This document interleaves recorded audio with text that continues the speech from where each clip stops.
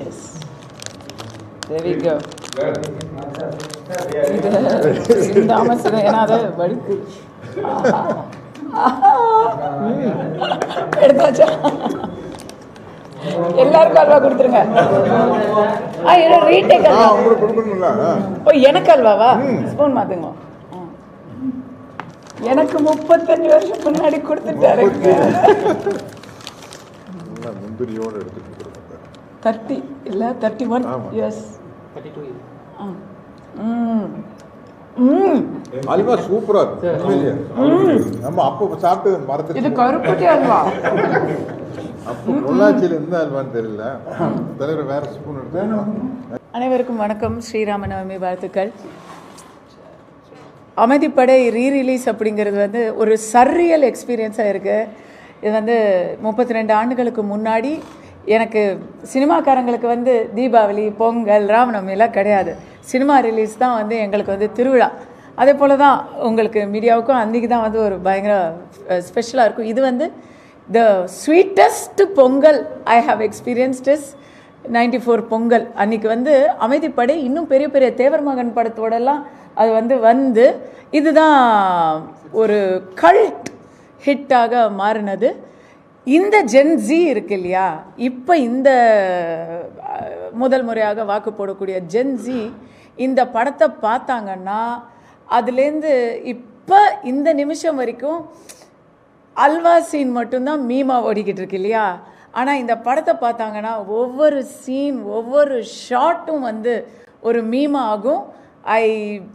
I'm so happy that this movie is reaching the next generation. எல்லாரோடையும் சங்கர் சாரோட work பண்ணது, collect சாரோட work பண்ணது அதெல்லாம் வந்து நான் பேசணும்.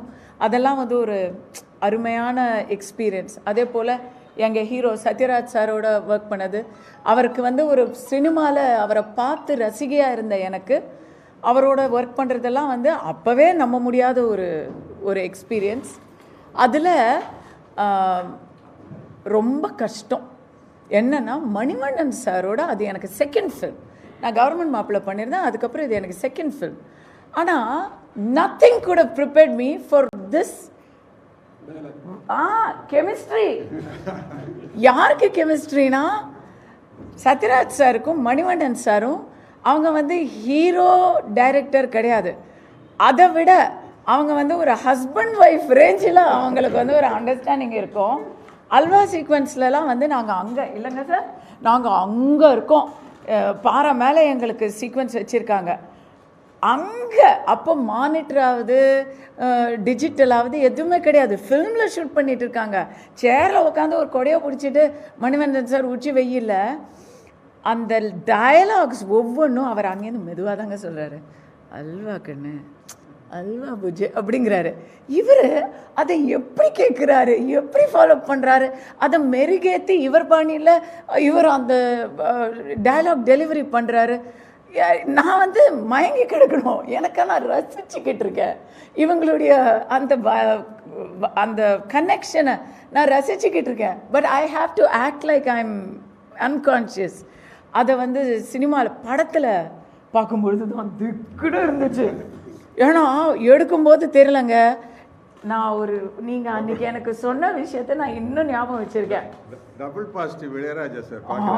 இளையராஜா மியூசிக்கு அந்த கோரப்புல்ல அப்படி மெதுவாக ஆரம்பிக்கும். இளையராஜா சார் டபுள் பாசிட்டிவ் பாட்டு வந்து நானும் போயிருந்தேன். வெளியில் வந்தோன்னா வீட்டில் பார்ப்பாங்கல்ல படம். நான் அன்னைக்கு அங்கே அந்த சீன் எடுக்கும் பொழுது he also has to make me comfortable. அவர் எக்ஸ்பீரியன்ஸ்ட் ஆர்டிஸ்ட்டு, நானா பாறை சுடுதுன்னு ஒரு பக்கம், இவர் பாவம் he has to be on me. அதெல்லாம் நான் யோசிச்சுட்ருக்கேன். அதில் ஒரு 2-3 ரீடேக் எடுக்கும்போது அவர் சொன்னதை நான் உங்களுக்கெல்லாம் தனியாக சொல்கிறேன். சத்யராஜ் சார் படத்தில் அடிக்கிற நக்கலை விட நையாண்டியை விட தானாக ஃப்ளோ ஆகுது பாருங்க சிலதெல்லாம். You remember what you told me?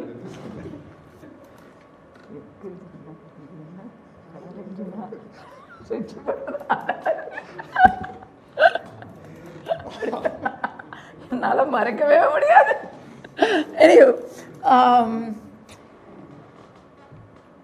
Halwa scene தான் இருக்கிறதுலே டிஃபிகல்ட்டு, ஃபிசிக்கலி டிமாண்டிங் சீன் அப்படின்னு இருந்தால், மற்ற சீன்ஸ்லாம் எப்படின்னா இதே தான். இவரோட நான் வந்து கர்ப்பமாயிட்டேன், எனக்கு என்ன வழி அப்படின்னு ஒரு மஞ்சள் கலர் புடவையில வந்து கெஞ்சுவேன். அப்போ சீன் பேப்பரில் இருந்தது ஒன்று, ஆனால் இவங்க 2 பேரும் சேர்ந்து அதை வேற சீன் ஒன்று எடுக்கிறாங்க. நான் வந்து எனக்கு கலைச்சிடுவா அப்படின்னா உடனே இவர் சொல்லுவார், ஹே அது என்ன சொத்தா வச்சுருந்தா விளையாடுறதுக்கு எல்லாம் அந்த டைமில் அந்த நிமிஷத்தில் அடிக்கிற பஞ்சஸ். இதுக்கு நாம் ரெடியாக இருந்து அதுக்கு ஏற்ற மாதிரி நம்ம ரியாக்ஷன் கொடுக்கணும், முடிஞ்சால் டயலாக் பேசணும். தமிழ் தெரிஞ்ச ஹீரோயின்ஸுக்கு மணிவண்ணன் சாரோட நடிக்கிறதெல்லாம் வந்து ஒரு வரம் மாதிரி. எனக்கு பகுத்தறிவு ஊட்டிய ஆசான்கள் மணிவண்ணன் சார், சத்யராஜ் சார். அது வரைக்கும் நம்ம ஏதோ படம் பார்க்குறோம், அப்படி ஜாலியான கான்வர்சேஷன் இருக்கும். ஆனால் இவங்களோட கான்வர்சேஷன் எல்லாம் இன்டெலிஜென்ட்டாக ரொம்ப இன்டலெக்சுவலாக இருக்கும். அதுக்கு என்ன தகுதின்னு நினச்சதுக்கு நான் நன்றியும் தெரிவிச்சுக்கிறேன். மணிவண்ணன் சாரை பொறுத்த வரைக்கும் எனக்கு ஒவ்வொரு வருடமும் படிக்கும் பழக்கம் இருக்குங்கிறதுனால ஒவ்வொரு ஆத்தரோட கம்ப்ளீட் ஒர்க்ஸ் கொடுப்பாங்க. கடைசியாக புதுமை பித்தனுடைய கம்ப்ளீட் ஒர்க்ஸ் கொடுத்தாங்க. அடுத்த வருஷம் அவங்க இல்லை. என் பிறந்த நாள் அன்றைக்கி அவங்க இல்லாமல் போயிட்டாங்க. அதனால் எனக்கு பிறந்த நாள் கிடையாது. I miss him. ஒரு இன்றைக்கெல்லாம் இருந்தால் கொண்டாடப்பட வேண்டிய பேன் இண்டியா டைரக்டர்ஸ்ன்னு சொல்கிறாங்கல்ல, இந்த படம் தெலுங்கில், ஒடியாவில், பெங்காலியில், சிங்கள மொழியில் கூட எடுத்தாங்க. ஒரு pan Indian director, pan Indian subcontinent director அப்படின்னு ஹிந்தியில் எல்லாத்துலேயும் எந்த லாங்குவேஜில் நீங்கள் சொன்னாலும் அதில் வந்து ஹிட்டு அடித்த ஒரு படம். ஆனால் தமிழ் பாலிட்டிக்ஸுக்கு ரொம்ப ரொம்ப ரொம்ப பக்காவாக நெருங்கின இன்னைக்கு நீங்கள் பாருங்கள், அதில் நிறைய பாலிட்டிஷியன்ஸோட ரெஃபரன்ஸ்லாம் இருக்கும்ல, அதெல்லாம் ஐ சேலஞ்ச் த பீப்புள் வாட்சிங் this movie to go enjoy it in the theatres. யாரை அவர் வந்து இம்ப்ரெஷன் பண்ணியிருக்காரு, யாருடைய இதெல்லாம் எபிசோட்ஸ் எல்லாம் எடுத்து அதுலேருந்து படம் எடுத்திருக்காங்க அப்படின்னு பார்க்கணும், கண்டிப்பாக பார்க்கணும். It's one of my lifetime gifts that I got to be in an evergreen movie.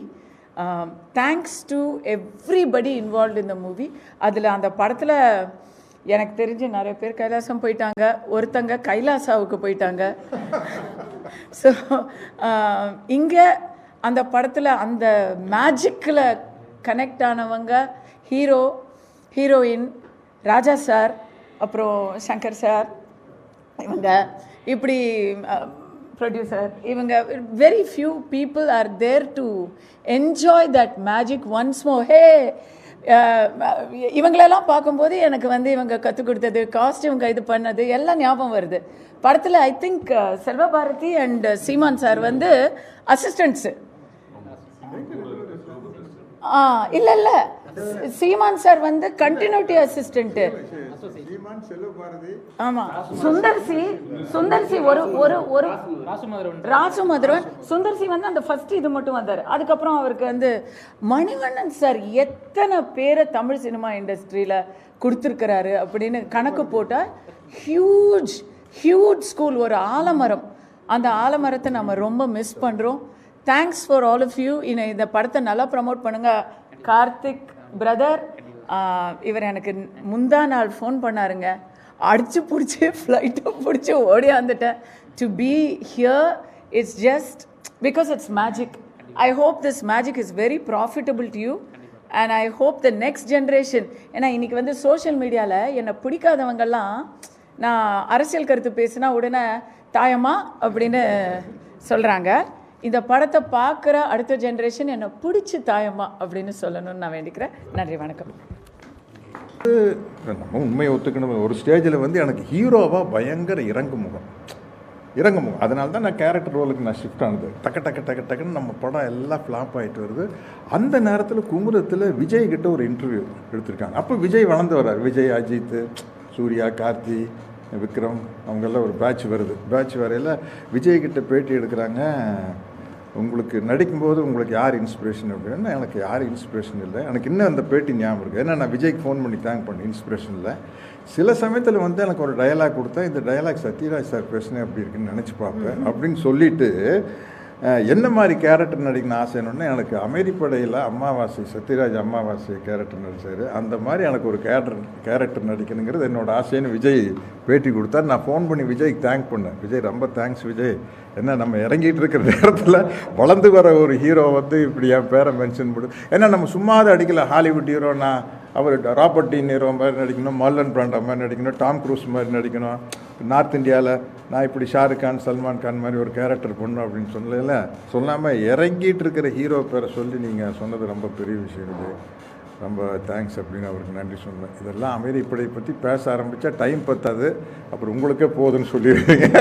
அந்த அளவுக்கு விஷயங்கள் இருக்குது. டெய்லி அமைதிப்படை நடந்தப்போ தான் அங்கே செந்தூர் பாண்டி நடந்துருந்தது. ஸோ விஜயகாந்த் சார் நாங்கள் எல்லாம் ஒன்றா பிரபு படம் ராஜகுமாரன், பிரபு படம் ராஜகுமாரன் நடந்தது. கார்த்திக் படம் கிழக்கு வாசல், சின்ன ஜமீன். ஆமாம், சின்ன ஜமீன் நடந்தது. எனக்கு சின்ன ஜமீன்லேயும் அதே டேட்ஸு, சின்ன ஜமீன்லேயும் அதே டேட்ஸு. அந்த ஸ்ரீதேவி அரவிந்த் சுவாமி நடித்தாங்களே அந்த படமும் அதே டேட்ஸு. நான் போய் பரதன் சார் ரூமில் போய் கெஞ்சுவேன், சார் நைட்டு தான் சார் அவங்க ஷூட்டிங், டே டைமில் வரேன் சார், ஒத்துக்கவே இல்லை.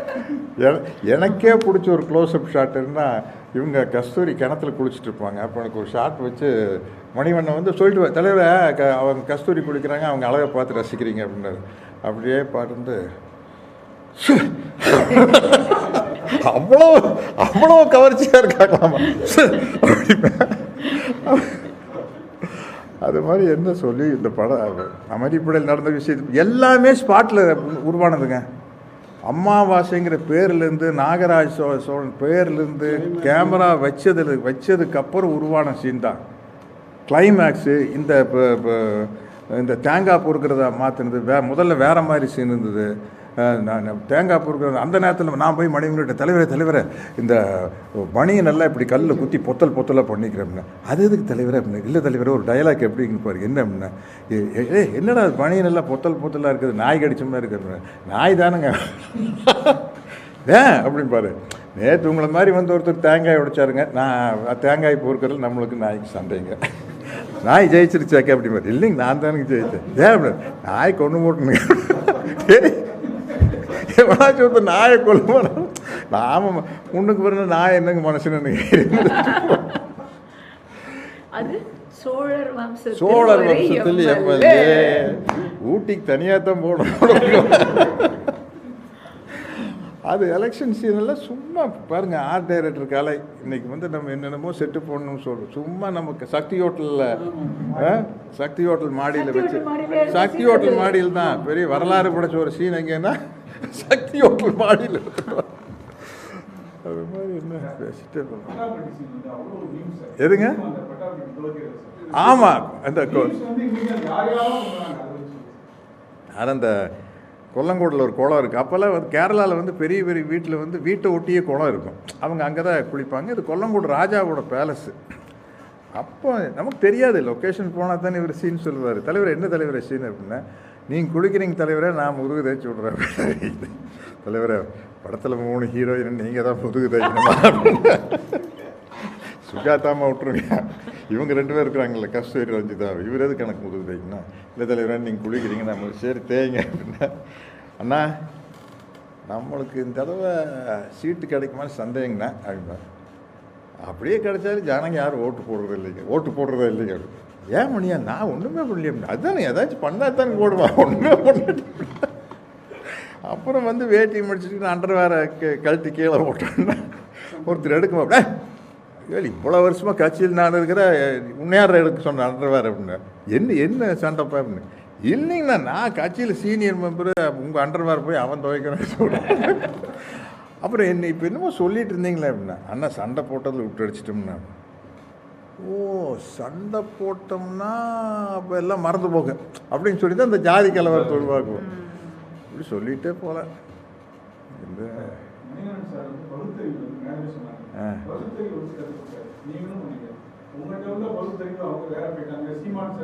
இல்லை அது என்னன்னு கேட்டிங்கன்னா, ஐடியாலஜிங்கிறது வந்து நான் இன்றைக்கி சொல்கிறேன்.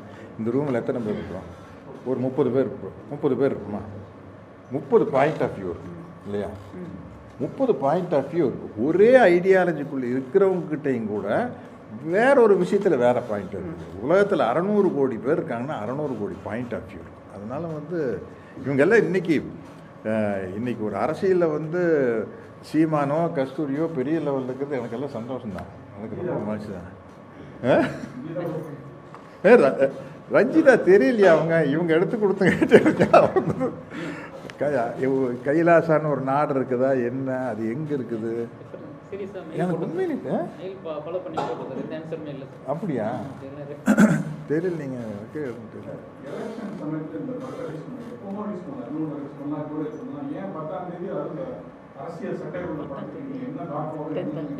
காசு பார்க்கத்தான் இப்போ ரிலீஸ் பண்ணால் தானே காசு பார்க்கலாம்.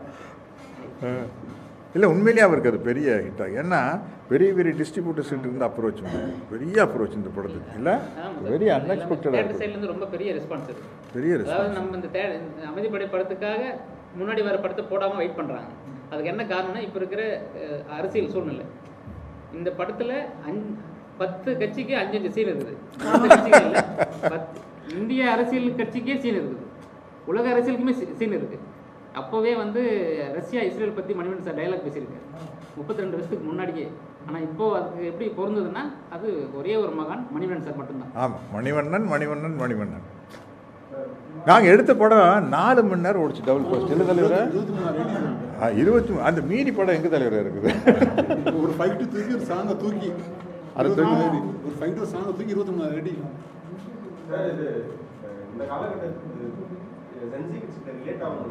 டெஃபினட்டாக ரீச் ஆகுங்க. ஏன்னா உள்ள ஒரு ஜென்சி கிட்ஸு 2K கிட்ஸு வந்து ஒரு குரூப் வந்துருச்சுன்னா அவன் உடனே செல்லில் போட்டுருவான். அமைதிப்படின்னு ஒரு படம் சூப்பராக இருக்குடா வந்து பாருங்கடான்னு. அது ஒரு பெரிய ப்ளஸ்ஸு. இன்றைக்கி வந்து சப்ஜெக்ட் கண்டென்ட் நல்லா இருக்கிற படம் வந்து நல்லா ஓடுற காரணமே இன்றைக்கி சோஷியல் மீடியா தான். இப்போ ரீசெண்டாக வந்து எனக்கு தெரிய டூரிஸ்ட் ஃபேமிலி, தாய் கிழவி, யூத்து, வேறு என்னமோ படம்லாம் வந்து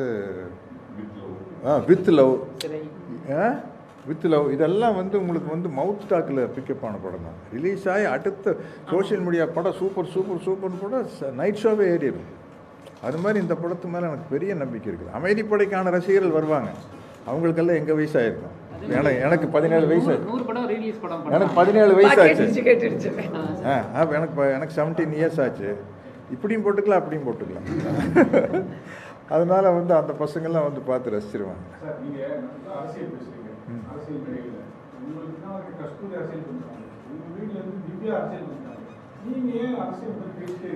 இல்லை, வெறும் நம்ம சமுதாய சீர்திருத்த இயக்கத்துக்குள்ளே தான் இருக்கிறோம்.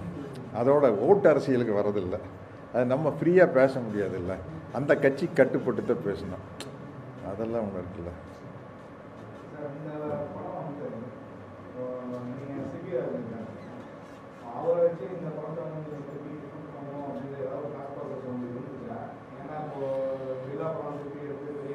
ஆமாம்.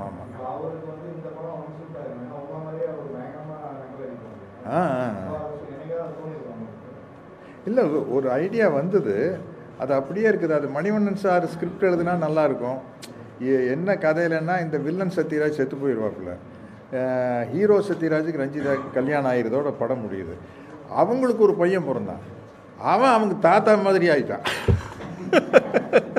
அவன் பெரிய அல்வா பார்ட்டி ஆகிட்டான். இப்போ அப்பா நல்லவன், பையன் அல்வா. அப்படி ஒரு அவுட்லைன் யோசிச்சு மணிவண்ணன் சார்கிட்ட சொல்லி, தலைவரே அது சிபிக்கா பண்ணுங்க, பண்ணி இதுக்கு ஒரு ஸ்கிரிப்ட் எழுதலான்னா, அவர் இறந்து போகிறதுக்கு முன்னத்தினாள் நான் ஒரு நாள் முன்னாடி நான் அவர்கிட்ட ஃபோனில் பேசுகிறேன். 1 day பிஃபோர் மணிவண்ணன் கூட ஃபோனில் பேசுகிறேன். ஃபோனில் வச்சு டக்குன்னு ஒரு அவுட்லைன் சொன்னார். பிரமாதமாக இருந்தது.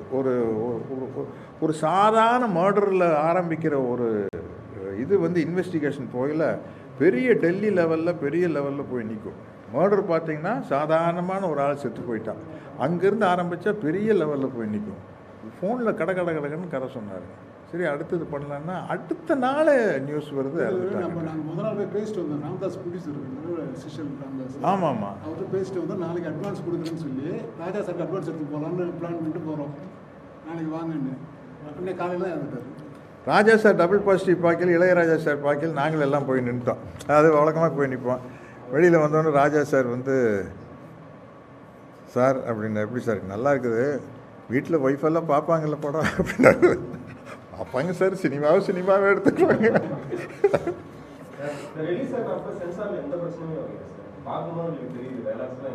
பட் அப்போ வந்து இவ்வளோ ஷார்ப்பாக வாட்ச் பண்ணல. அப்போ நானும் மணிவண்ணன் வந்து இவ்வளோ வெட்ட வெளிச்சமாக தெரியாத காலகட்டம், இந்த ஐடியாலஜிக்குள்ளே இருக்கிறோம்ட்டு பெருசாக தெரியாத காலகட்டம், சோஷியல் மீடியா இல்லாத காலகட்டம்.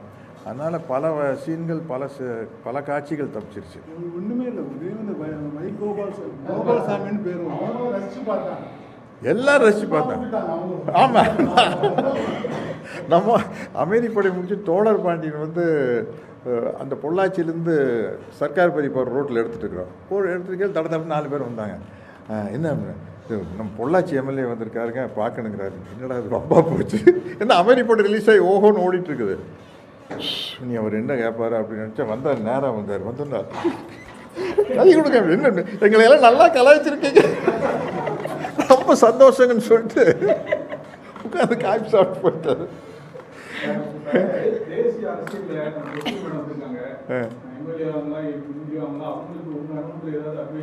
என்னுடைய நல்ல நண்பர் அப்படிங்கிற முறையில் வந்து அவங்களுக்கு எந்த பதவி கிடைச்சாலும் என்னுடைய வாழ்த்துக்கள். பெருசாக வரணும்னு நான் ஆசைப்படுறேன்.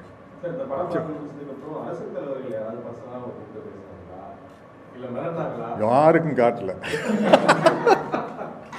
சிவாஜி சாருக்கு, ரஜினி சார் பார்த்தேன். ரஜினி சார் வந்து அவரே ஃபோன் பண்ணி, அப்போ லேண்ட்லைன் ஃபோன் இல்லையில, அவர் தான் எல்லாமே ஸ்பீடு தானே, எல்லாமே காலையில் 8 மணிக்கு ஃபோன் பண்ணி, சத்யராஜ் இந்த அமைதிப்படி நல்லாக்குன்னு சொல்கிறாங்க, நான் பார்க்கணுமே அப்படின்னாரு. சொல்லுங்கள் சார், எப்போ போகல? இப்போ காலையில் 10 மணிக்கு. இப்போ சார் எங்கே சார்? ஏதாச்சும் மேனா தியேட்டர், எந்த தியேட்டருக்கு காசு போட்டோம்? உடனே மேனா தியேட்டர் அப்போ இருந்தது. ஃபோன் பண்ணோன்னா மேனா தியேட்டரில் படத்தை போட்டாச்சு. மணிவண்ணன் சார் சொல்லி பிரிண்ட் வந்துருச்சு. எப்போ சார் வந்துடுறேன்? நான் ஒரு 10 மணிக்கு வந்துடுறேன் அப்படின்னாரு. போய் நானும் மணிவண்ணன் 10 மணிக்கு வர படம் ஓடிட்டுருக்குது. இவர் லதா மேடம் உட்காந்து படம் பார்த்துட்ருக்குறாங்க. தடன்னு வந்து 9:45 படத்தை ஆரம்பிச்சிட்டாங்க. ஆரம்பித்து வெளியில் வந்து